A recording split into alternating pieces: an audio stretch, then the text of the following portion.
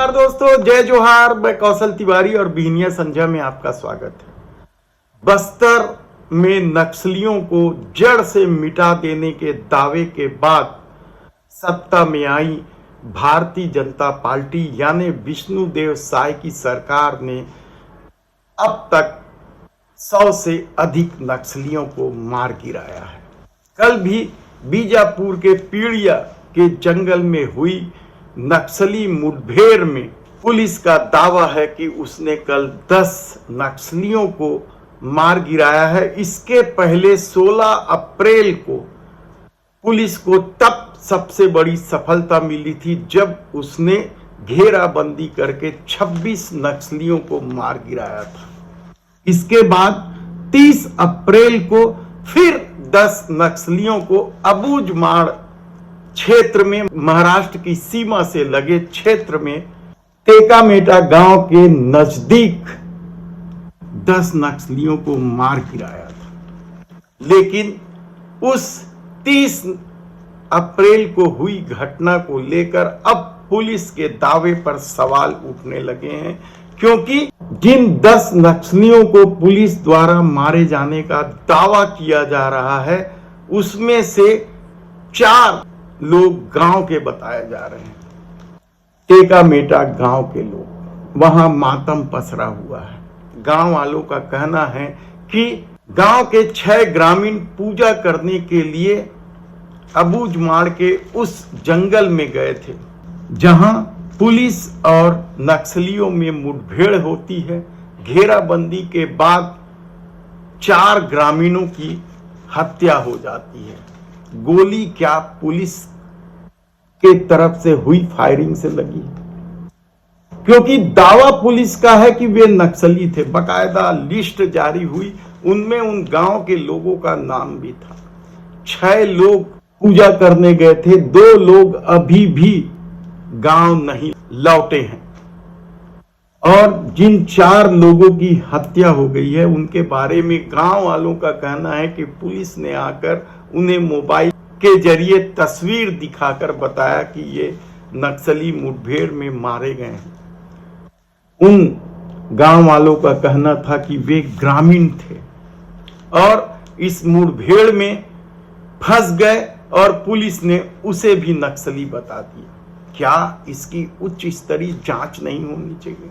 छोटे छोटे मासूम बच्चे हैं, उनके विधवा हो गई महिलाएं, लेकिन पुलिस का अपना दावा है और गांव वालों का अपना।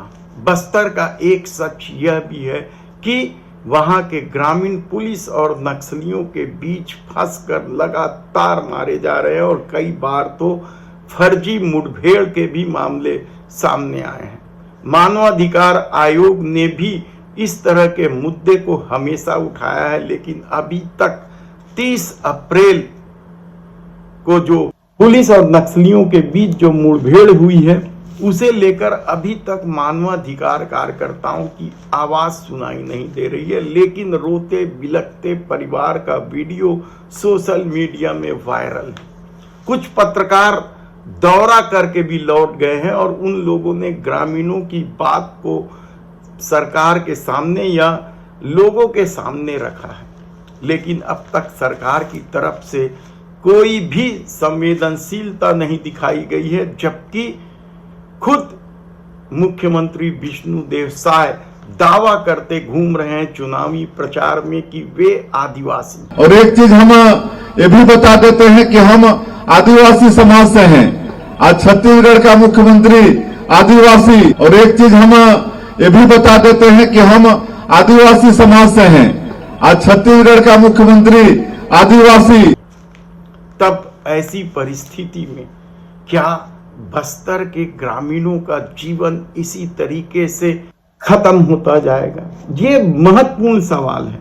विकास के नाम पर जिस तरीके से अंधाधुंध जंगल की कटाई हुई,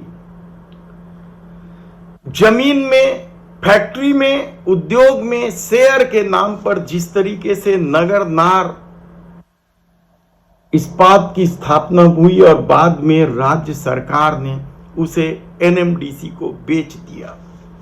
नौकरी कितनी मिलेगी, रोजगार कितना मिलेगा, यह भविष्य के गर्भ में है। लेकिन बस्तर के आदिवासियों की अपनी पीड़ा है। ये सच है कि कई ग्रामीण मिले हुए हैं और उनके सामने एक तरह की मजबूरी भी कही जा सकती है कि उन्हें जंगल में रहना है, और यदि वे नक्सलियों के कहे अनुसार काम नहीं करेंगे तो सबसे पहले तो उन्हें नक्सलियों के द्वारा ही मार दिया जाएगा।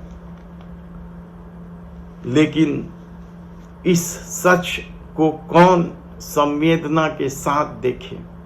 सबसे बड़ा सवाल फिर यही है कि यदि गांव वाले बता रहे हैं कि वे सीधे साधे थे और पूजा करने गए थे और फंस के मरे हैं, और पुलिस उन्हें नक्सली बता रही है, तब जांच क्या नहीं होना चाहिए? यकीनन होना चाहिए। और फिर कल जो पीड़िया के जंगल में मुठभेड़ हुई है, उसमें 12 नक्सलियों के मारे जाने का दावा पुलिस ने किया है। यह बीजापुर में डीआरजी, एसटीएफ और सीआरपीएफ के संयुक्त अभियान का हिस्सा था।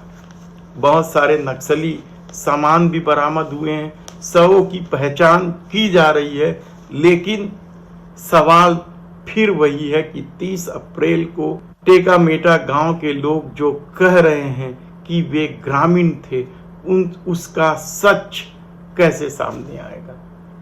धन्यवाद।